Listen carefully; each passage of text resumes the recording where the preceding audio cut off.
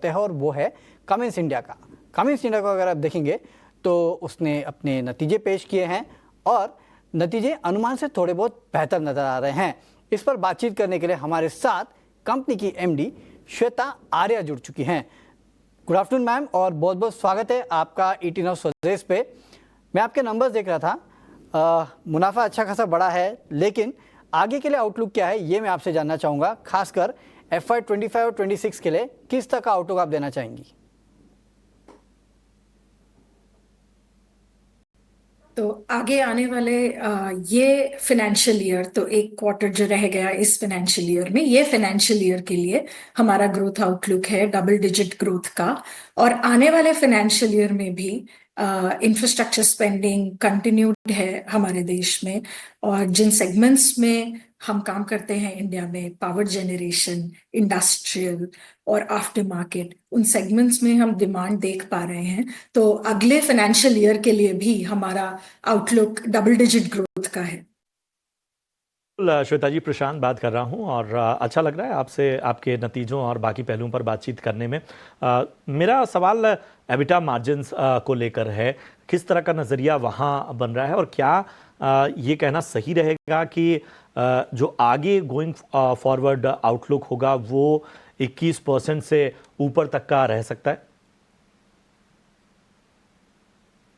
तो हमारा काम हमेशा इस दिशा में रहता है कि हमारे मार्जिन्स हम इम्प्रूव कर पाए। हम अभी भी बहुत सारे कॉस्ट रिडक्शन प्रोग्राम्स रन कर रहे हैं। हम अपनी ऑपरेशनल एफिशिएंसी बढ़ा रहे हैं।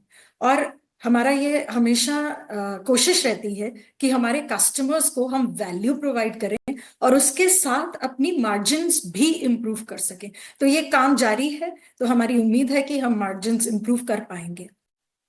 तो आपके मार्जिन्स इंप्रूव होंगे, आपकी उम्मीद है, और सारे इन्वेस्टर्स यही चाहेंगे कि आपके मार्जिन्स इंप्रूव हो। लेकिन मैम, आजकल अगर आप देखेंगे तो डेटा सेंटर, इसको लेके काफ़ी लोगों को चिंताएं हैं, खासकर इंडिया में भी, ग्लोबली भी। खासकर ये जो डीप सीक आने के बाद डेटा सेंटर्स को लेकर चिंताएं बढ़ती जा रही है। तो इस पूरे लैंडस्केप को आप कैसे देख रहे हैं कि कैसे बदलेगा, कैसे चल के आगे इवॉल्व होगा, और क्यूमिंस इसमें क्या करने वाला है, किस तरह के शिफ्ट क्यूमिंस करेगा इस पूरे लैंडस्केप, बदलते लैंडस्केप में एडजस्ट करने के लिए?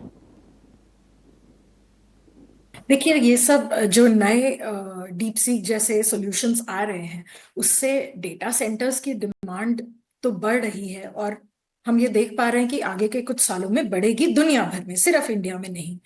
और जहां तक कमिंस इंडिया का सवाल है, तो हमारे प्रोडक्ट्स डेटा सेंटर रिक्वायरमेंट के लिए बहुत ही फिट हैं और बहुत वेल एक्सेप्टेड हैं डोमेस्टिक मार्केट में।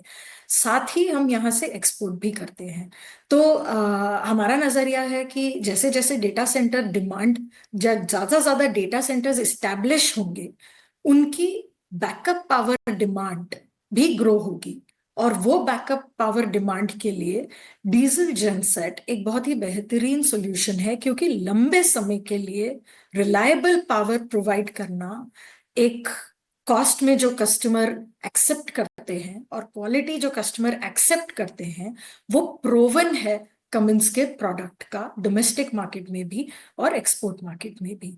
तो हमारा strategic work data centre market में ये रहता है कि हम कस्टमर्स के साथ और काम कर सकें, उनका साइट सेटअप होने से पहले भी, कि हम उनके साथ देख सके कि कैसे हम हाथ बढ़ा के, उनके साथ हाथ मिला के उनका जो इंस्टॉलेशन टाइमिंग है, उनकी जो रिक्वायरमेंट है, उसको फुलफिल कर सकें। और साथ ही आफ्टर मार्केट में वो प्रोडक्ट कैसे मेंटेन करेंगे, उनकी पार्ट्स की अवेलेबिलिटी, उनका जो अप टाइम रिक्वायरमेंट है, वो हम कैसे बेहतरीन तरीके से फुलफिल कर सकें। तो हमारी कोशिश उस डायरेक्शन में है डेटा सेंटर स्पेस में। शुक्रिया करेंगे श्वेता जी, और आपको आपके कारोबार के लिए ढेर सारी हमारी तरफ से शुभकामनाएं।